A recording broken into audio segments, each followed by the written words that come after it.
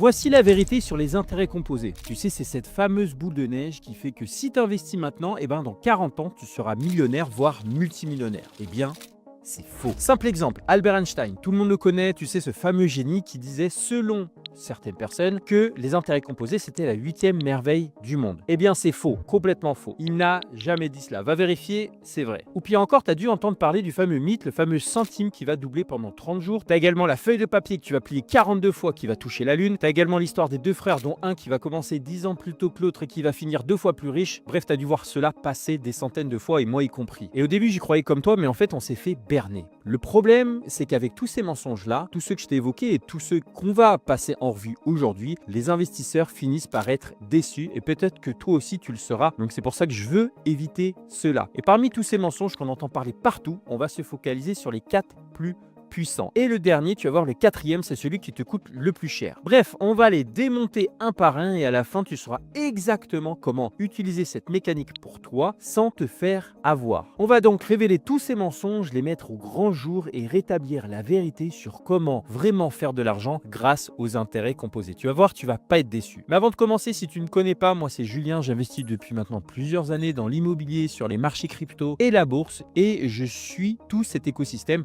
Chaque jour, je te le décortique avec toutes les stratégies pour t'en extraire ceux qui ne marchent pas et de ceux qui marchent réellement. Et donc, je vais te parler par expérience parce que les intérêts composés, j'ai poncé le sujet et encore plus pour cette vidéo et j'ai mis en place des stratégies sur ces 3 actifs dont je t'ai évoqué juste avant. C'est pour ça que cette vidéo n'est pas du tout théorique, elle est pratique parce qu'elle est écrite de là où j'en suis et avec mon propre argent dedans dans lequel j'ai investi. Mais avant de commencer et de démonter quoi que ce soit, on doit se mettre d'accord, toi et moi, sur ce qu'est vraiment cette mécanique des intérêts composés. Alors, les intérêts composés, c'est quoi concrètement? Ne skippe pas cette partie parce que c'est très important de fixer les bases. Les intérêts composés, c'est très simple.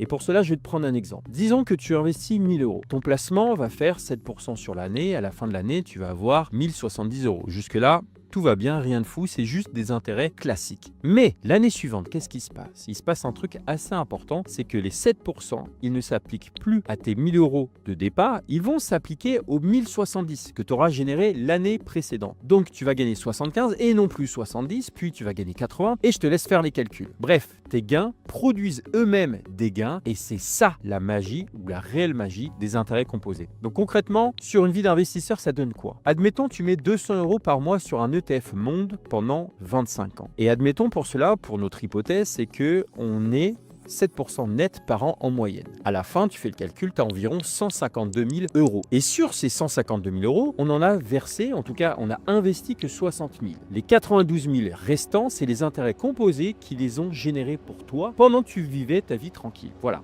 ça, c'est la théorie. Elle fonctionne et c'est probablement, et je le dis parce que je l'ai expérimenté, le meilleur outil d'enrichissement disponible de façon automatique pour quelqu'un comme toi et moi. Maintenant qu'on est d'accord sur ce que ça devrait faire, on va parler de ce qui se passe réellement. Mensonge numéro 1, cette fameuse courbe lisse qu'on a vue des centaines de fois. Donc parlons de cette courbe. C'est cette fameuse belle ligne qui monte tout doucement au début, puis de plus en plus vite et qui finit par exploser vers le haut. On peut la qualifier de propre, de net, de quasiment irrésistible, et je te cache pas que je l'utilise moi aussi quand je parle par exemple de la méthode que j'ai mis en place depuis pas mal d'années, mais ça on verra ça un petit peu plus tard. Parce que oui, le problème c'est quoi? C'est que cette courbe, elle n'existe pas vraiment dans la vraie vie. La vraie courbe, elle monte pas de façon graduelle comme ça avec une explosion à la fin. Non, la vraie courbe, qu'est-ce qui se passe? Elle va monter, elle va se cracher, donc elle va descendre, elle va remonter, elle va s'effondrer à nouveau, elle va repartir. Parce que par exemple, si on prend l'année 2000, après la bulle Internet par exemple, le marché américain, il va perdre 50% sur 3 ans. En 2008 également, il perd 38% en une seule année. En mars 2020, avec le Covid, il perd 34% en 5 semaines. En 2022, encore près de 20%. Donc tu l'as compris et tu le sais peut-être par expérience que si tu investis pendant 30 ans, statistiquement, tu vas faire et tu vas surtout vivre 3, 4, peut-être 5 crashs de cette ampleur que je viens de parler juste avant. Donc ici, c'est loin d'être hypothétique. C'est tout simplement mécanique. Et là, il y a un piège. Parce que quand tu lis ces chiffres décrits comme ça, tranquille dans ton canapé, et que tu entends « Ouais, ok, le marché a fait moins 38%, c'est pas grave, je les laisse faire. » Mais imagine un instant la scène pour de vrai. Donc pour cela, je te laisse imaginer fermer les yeux, avoir 50 000 euros comme ça sur ton compte en banque, l'équivalent de plusieurs années où tu vas mettre de côté, tu vas épargner le revenu, etc. Tu vas faire même des sacrifices. Et imagine donc un matin, tu ouvres ton application et tu n'en as plus que 31 000 sur les 50 000 de départ. Et là, quand je te dis 31 000, ça peut être 25 000, 15 000. Bref, ça dépend du marché. Et aujourd'hui, il y a beaucoup de volatilité, il y a de la macro, il y a de la géopolitique qui peuvent avoir un impact sur ton portefeuille. Et le pire dans tout ça, c'est que le mois d'après, les médias parlent de fin du monde ou de fin du monde financier. Et c'est là qu'il se passe quelque chose d'intéressant parce que ta famille commence à te dire de potentiellement tout vendre. En tout cas, tu entends des bruits parler un petit peu, et même ils te recommandent, ils te conseillent de tout vendre. Et là, qu'est-ce qui se passe dans ton cerveau? Ils te hurlent de sauver ce qui reste. C'est humain, c'est émotionnel et c'est normal. Et là, je te parle purement par expérience parce que je suis passé par là. La fameuse pression mentale, la fameuse pression familiale, le fameux questionnement. Tous les jours, tous les matins, tu te poses des questions en disant « Est-ce que je devrais pas vendre ?» Et ce que personne ne te dit, c'est que les intérêts composés, ce n'est pas un exercice de maths. Parce que revenons un petit peu sur le sujet principal. Les intérêts composés, c'est un véritable test psychologique de 30 ans. Je ne te parle pas de 5 ans, 10 ans, de 30 ans. Parce que, je te rappelle, les intérêts composés, c'est de gagner des intérêts sur les intérêts. Donc, il faut que tu laisses tourner pendant des années, voire des dizaines d'années. Et ce fameux test dont je te parle, la plupart des gens le ratent. Malheureusement, j'ai envie de te dire. Et encore une fois, ce n'est pas un test mathématique ou stratégique, c'est un test psychologique. Et pour cela, je t'invite à prendre un exemple très concret. Il y a un cabinet américain qui s'appelle le cabinet Dalbar. Tu le connais peut-être pas, mais il a mesuré le comportement réel des investisseurs sur des décennies. Résultat des comptes, et surtout résultat de cette étude, c'est qu'en octobre 2008, au pire de la crise, je te rappelle, l'investisseur moyen en actions a perdu 24% sur le mois, alors que le marché, lui, n'a perdu que 17%. Et là, tu dois te dire, pourquoi il y a une telle différence entre les 24 et les 17%? Et moi aussi, je me suis posé la question. Eh bien, c'est très simple. Le fameux cabinet Dalbar, il a vu qu'il y avait une différence, et ces fameux 7 points, c'est pas le marché qui a généré cette différence, c'est les gens qui ont vendu en bas. Autrement dit, ils ont transformé une perte sur écran de façon digitale en perte réelle dans leur compte en banque. Et sur le long terme, parce que là, on parle de 7% sur un mois, mais sur le long terme, il faut réaliser que cet écart comportemental coûte plusieurs points de performance par an à l'investisseur moyen qui n'a pas peut-être l'expérience de quelqu'un qui est là sur le marché depuis 20, 30, 40 ans. Et plusieurs points par an sur 25 ans. Si on parle par exemple de DCA, avec les intérêts composés, je t'invite à faire le calcul, c'est tout simplement énorme. C'est une part énorme de ton résultat final qui s'évapore parce que tu as paniqué au mauvais moment. Alors attention, je ne te dis pas que c'est facile de tenir, je suis passé par là. Ça fait des années et des années et des années que j'investis dans des marchés hyper volatiles. Maintenant, il n'y a pas que la crypto qui est volatile, il y a également la bourse, par exemple. Il y a également l'immobilier, ça dépend de certains pays. Bref, je dis juste que personne ne te prépare à cela et c'est le but de la vidéo. Parler de vécu, parler d'expérience et de faits basés sur des études comme le cabinet Dalbar. Donc en gros, tu l'as compris, les vidéos qui te vendent la fameuse courbe lisse, elles te préparent à rêver. Ok, mais elles ne te préparent en rien et encore jamais à encaisser moins 38% sur le fruit de 3 ans de ton travail. D'ailleurs, je me rappelle, il y avait un cycle en crypto, c'était moins 38% x 7 sur une année, sur un seul cycle. Il y a eu 7 fois ce qu'on appelle des drawdowns, des corrections sur le marché. 7 fois moins 38%, on va vérifier, c'est véridique. C'est hyper violent. Alors ça, c'était le premier mensonge. Alors, avant de te parler du troisième mensonge, qui est un véritable scandale, parlons maintenant du deuxième. Il est encore plus insidieux, si je puis dire, parce qu'il est caché dans un chiffre que tu entends absolument partout. Bref, mensonge numéro 2, le fameux 10% par an. Alors on entend partout, les marchés, c'est 10% par an en moyenne. Tu l'as entendu partout. C'est le fameux chiffre sacré de la finance perso sur YouTube. Alors personnellement, je crois qu'on est plus vers les 7-10%, mais peu importe. Alors ce fameux chiffre, les fameux 10%, c'est techniquement vrai. Mais dans la pratique, c'est totalement trompeur et il faut qu'on en parle. Et laisse-moi quelques secondes, je t'explique, tu vas voir, c'est très simple à comprendre. Alors, il y aurait que, historiquement, sur une très longue période, le fameux S&P 500, qui est la référence, donc c'est les 500 plus grandes entreprises américaines de par leur capitalisation, par le cabinet Standard & Poor's, d'accord? Donc ça fait, tu vas disperser, diversifier plus précisément ton capital sur 500 entreprises, donc tu vas acheter du Apple, du Amazon, du Google, etc. C'est la référence, d'accord? Et elle fait aujourd'hui, et depuis maintenant plus de 120 ans, en moyenne, surtout ces dernières années, 10% par an, dividendes réinvestis, mais ce chiffre, c'est ce qu'on appelle le rendement nominal. Et il faut qu'on se pose 2 secondes là-dessus sur le rendement nominal parce que c'est une notion qui est très importante. Alors, le rendement nominal, dans la vraie vie, il ne veut pas dire grand-chose, d'accord? Ce qui compte, c'est ton pouvoir d'achat, c'est-à-dire ce que tu peux acheter avec ton argent quand tu le récupère. Et entre ton argent et ton pouvoir d'achat, il y a un truc qui mange la performance en silence. Et on en entend parler de plus en plus parce que c'est une véritable maladie, même une maladie silencieuse, mais réelle, qui s'appelle l'inflation. Tu as dû entendre parler. Parce que oui, selon une étude de l'INSEE, depuis 20 ans, l'inflation en France tourne autour de 1,6% par an et en moyenne. Alors en réalité, parce que les chiffres en fait sont souvent manipulés par les médias, les États aussi, sur une longue durée, en zone euro, on constate qu'on tourne plutôt autour des 1,7 à 2%. Donc pas 1,6 mais un petit peu plus. Donc quand ton ETF préféré affiche 10% nominal, donc par exemple le S&P 500, dans lequel moi j'investis personnellement depuis pas mal d'années, et ben ton vrai gain en pouvoir d'achat, il est plus proche, accroche-toi bien, de 7 à 8% et non 10%. Et ça, c'est bien évidemment avant les frais de ton courtier, avant les frais de gestion de l'ETF et surtout avant la fiscalité. Parce qu'en France, si tu investis sur un compte titre, par exemple, tu vas te prendre ce qu'on appelle la flat tax avec 30% sur tes gains quand tu vas les retirer. Et la flat tax, elle est plus si flat maintenant parce qu'elle a encore augmenté cette année et on parle non plus de 30% mais 31,4%. J'attends la carotte l'année prochaine, bref. Et même ChatGPT est encore resté sur les 30%. Il n'a pas inclus encore les 1,4%. Pourtant, c'est énorme et c'est pratiquement autant que l'inflation. On en a parlé. Donc, si on récapitule, ça veut dire que sur tes 10% affichés en haut de la pub, une fois l'inflation retirée, une fois le fisc qui est passé par là et qui s'est servi, tu es plus proche de 5 à 6% net et non pas des fameux 10%. Et ça, personne ne te l'explique dans les simulateurs qui te montrent ces fameux chiffres à 6,0. Donc, il faut mettre les choses au clair. Mais attention, parce que notre sauveur, enfin si on peut appeler ça un sauveur, est arrivé. Et il s'appelle comment? Il s'appelle le fameux PEA. Et il change la donne puisqu'après 5 ans, les gains sont exonérés totalement d'impôts sur le revenu. Il y a seulement, entre guillemets, les fameux 17,2% de prélèvements sociaux qui restent.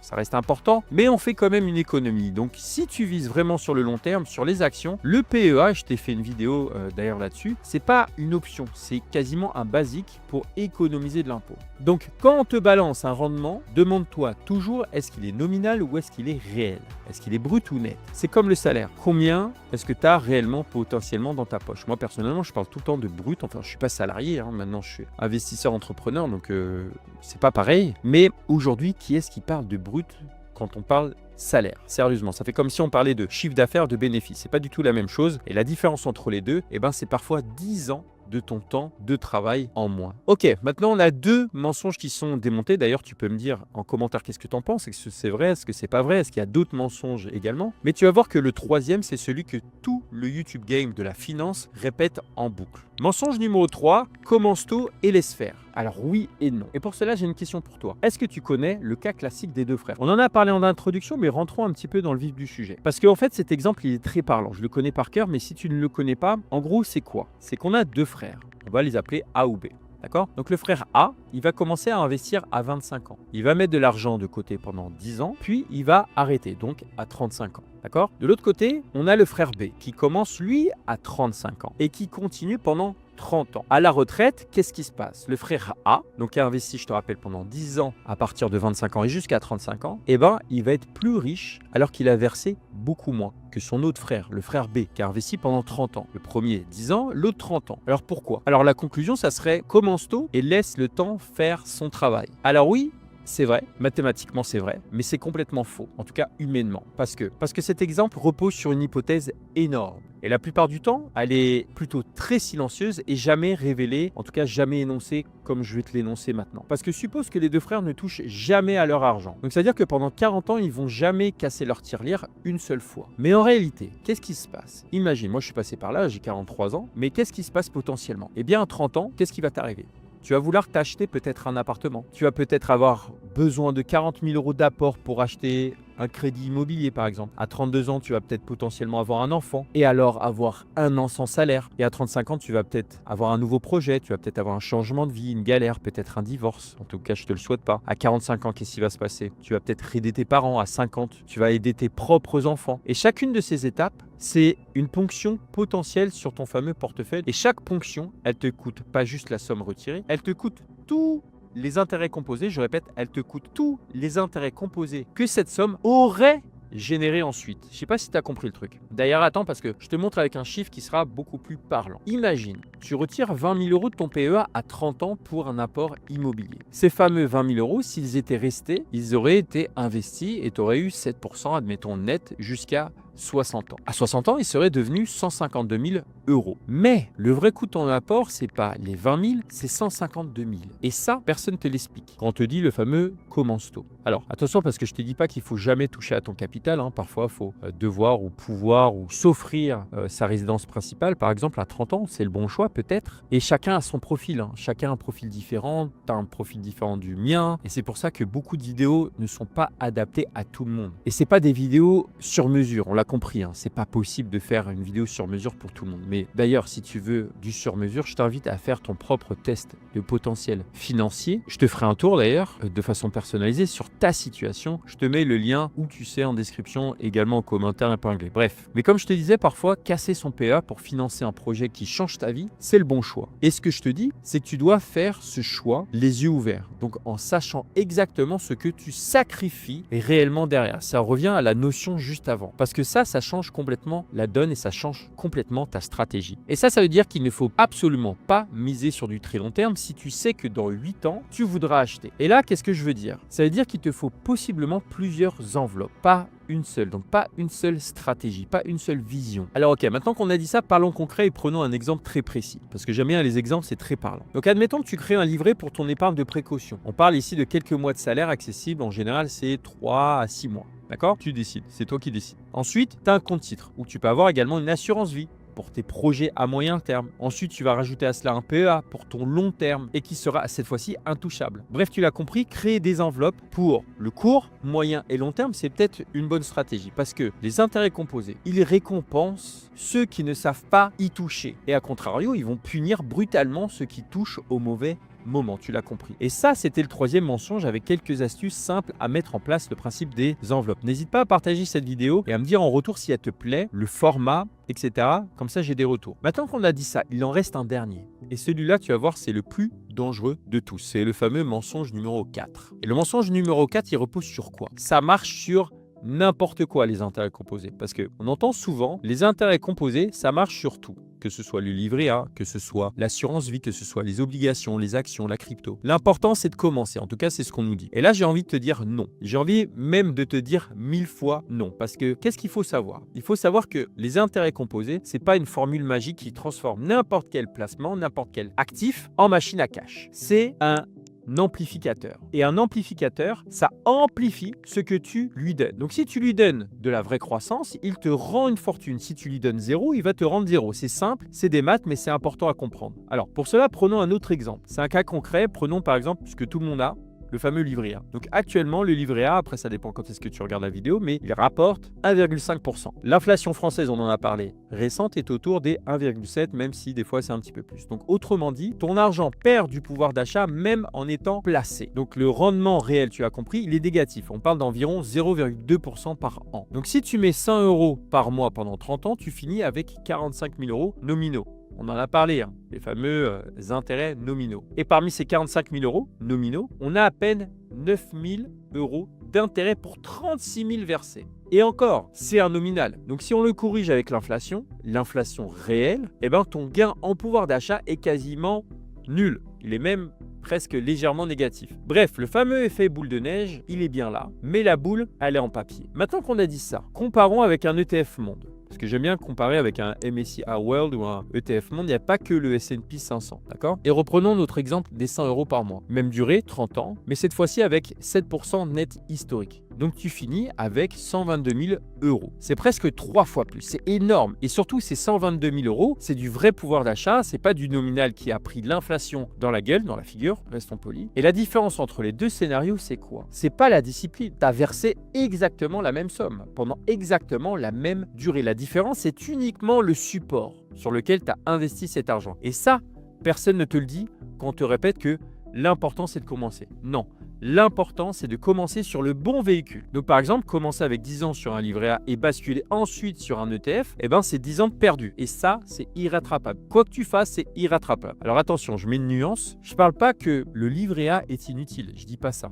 Il a un rôle. D'accord? Et à mon avis, un seul rôle. C'est cette fameuse épargne de précaution, ton fameux matelas de sécurité pour dormir la nuit. Donc on parle en général de 3 à 6 mois de dépenses dessus. Comme ça, tu peux prendre des risques sur certains actifs ou différentes stratégies sur ton emploi, etc. Bref, 3-6 mois, donc 3-6 mois, pas plus. Le reste, il doit aller sur des supports qui battent. Et cette fois-ci, je vais souligner le mot réellement, l'inflation sur 20 ans. Et ces supports-là, c'est les actions diversifiées via des ETF. C'est l'immobilier bien placé. Et pour ceux qui acceptent la volatilité, une toute petite poche crypto, admettons 5-10%, je ne suis pas conseiller financier, mais ça peut être pas mal de diversifier. Parce que la vraie question, c'est quoi? Qu'est-ce qui marche réellement? Parce que malgré tout, ce que je viens de te dire, les intérêts composés restent le meilleur outil, et je le répète, comme je l'ai dit en introduction, qu'une personne normale puisse utiliser pour s'enrichir sans héritage, sans coup de chance, sans talent particulier. Il faut juste les utiliser correctement. C'est pas pour quelqu'un qui a un QI de 120, c'est pas pour quelqu'un qui n'y connaît pas financièrement. Tout le monde peut bénéficier des intérêts composés. Et pour cela, qu'est-ce qu'il faut? En un, il te faut un support qui bat vraiment l'inflation. Pour la majorité des gens, ça veut dire un ETF monde peut-être, diversifié sur un PEA pour avoir moins d'impôts. Alors ici, on ne parle pas d'un ETF thématique à la mode. Souvent, on entend parler et on suit la mode, mais c'est la pire stratégie. Je ne te parle pas non plus du dernier titre dont on parle sur Twitter parce que là, c'est le pire. Non,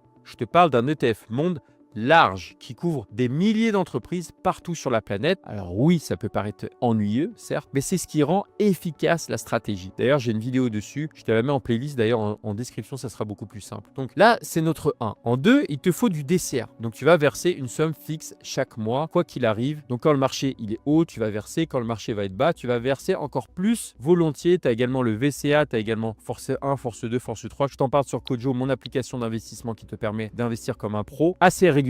Donc je te mets également le lien en description. Tu as 7 jours gratuits sur mon application, profites-en. Parce que comme je te disais, quand le marché va être bas, tu vas verser encore plus volontiers parce que tu vas acheter tes parts encore moins cher. Donc c'est ce fameux DCA, ce versement automatique, c'est en réalité ce qui te sauve de toi-même quand la panique arrive sur les marchés. On en a parlé en introduction. Bref, maintenant parlons du 3. Il te faut un horizon de 15 ans minimum. Avant 15 ans, les intérêts composés, c'est une blague. Regarde le portefeuille de Warren Buffett. Il a commencé à vraiment avoir l'effet boule de neige vers 50-60 ans. D'accord? Les vrais effets, les gros, et là je parle des gros, on veut tous des gros effets, c'est ceux qui changent ta vie, radicalement ta vie. Ils arrivent entre 20 et 30 ans. Pas 20 et 30 ans en termes d'âge, t'as compris. Donc si ton horizon est plus court, tu fais autre chose. Tu vas te faire peut-être de l'épargne plus sécurisée, mais tu vas pas faire de la bourse. En 4, et là c'est le plus dur de tous, tu ne le touches pas. Quoi qu'il arrive, qu'il y ait un crash, un scandale, une élection, une guerre, une pandémie, peu importe, tu ne touches pas. Et sur 15 ans, glissant, un ETF monde a historiquement, ça il faut le savoir, quasiment jamais été négatif. Quasiment jamais. Mais pour en profiter, il faut être là à la fin.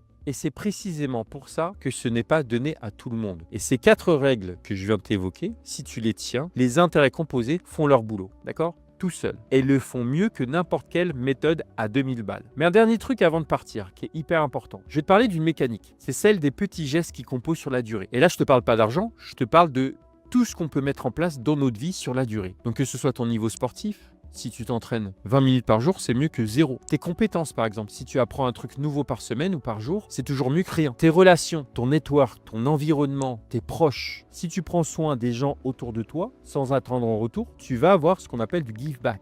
D'accord ? Donc c'est la même logique que les intérêts composés, tu l'as compris. Il n'y aura rien de visible au début, mais il y aura une transformation petit à petit qui se mettra en marche, qui sera énorme après quelques années. Faut arrêter de regarder en semaines, faut arrêter de regarder en mois, faut regarder en années, d'accord? Surtout si tu es jeune. Et les gens qui réussissent vraiment, c'est-à-dire ceux qui tiennent et pas ceux qui font des gros coups, c'est ceux qui font de petits gestes tous les jours pendant très longtemps. Parce que l'argent, en fait, c'est juste le domaine où c'est le plus facile à mesurer, mais il y a d'autres facteurs également qui sont très importants. Et si tu veux que je t'aide d'ailleurs selon ton épargne, selon ta situation, selon tes objectifs, donc faire du sur-mesure, je te rappelle que je suis sur YouTube, mais je suis également, et je te fais des vidéos personnalisées si tu remplis le test qui te prend littéralement 3 minutes, qui est complètement gratuit et que je te mets en commentaire épinglé en description. Si cette vidéo t'a servi, abonne-toi. Ça aide la chaîne. Et si tu veux passer à l'action, je te mets également mon top 5 ETF dans lequel j'investis personnellement ici. Va la voir, c'est ultra puissant. C'était Julien, ciao.